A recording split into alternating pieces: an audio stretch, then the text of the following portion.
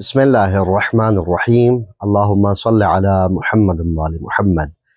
غسل جمعہ اس کی روایات میں بہت زیادہ اہمیت اور فضیلت بیان کی گئی ہے۔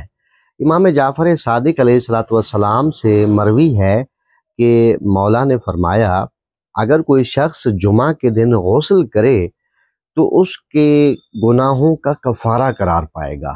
اسلام چاہتا ہے کہ انسان پاکیزہ اور صاف ستھرا رہے، اس لیے فرمایا کہ جمعہ کے دن غسل کرو، اور اگر تمہارے پاس پیسے نہ ہوں غسل کرنے کے لیے تو قرض لے کے بھی غسل کرنے کا حکم دیا گیا ہے۔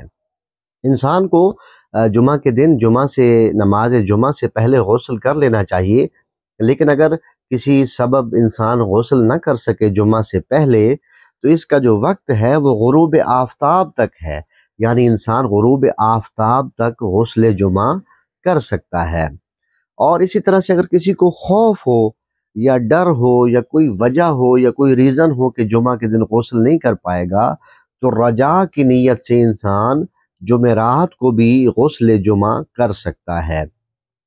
اور جو غسل جمعہ ہے اس کے بارے میں ایک حدیث میں ہے کہ انسان کی غسل جمعہ کر کے پڑھی گئی نماز عام نمازوں سے 70 گنا زیادہ ثواب اور فضیلت رکھتی ہے۔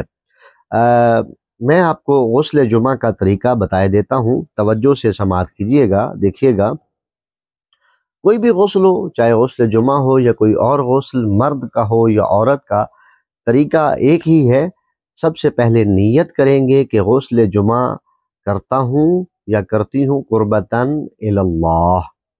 اس کے بعد سر اور گردن تک، یہاں تک اچھی طرح سے دھوئیں گے۔ اس کے بعد دایاں حصہ، رائٹ سائیڈ، آگے پیچھے سے پاؤں تک دھوئیں گے۔ اس کے بعد لیفٹ سائیڈ، بائیں سائیڈ، اس کو آگے پیچھے سے پاؤں تک دھوئیں گے۔ اور انسان جمعے کے دن اپنے آپ کو پاکیزہ کرے، خوشبو لگائے، اور سنت ہے کہ انسان جمعہ کے دن اپنی حیثیت کے مطابق صدقہ و خیرات بھی کرے۔ اللہ کریم ہمیں عمل کی توفیق اور سعادت عطا فرمائے۔ اللہم صلی علی محمد وعلی محمد۔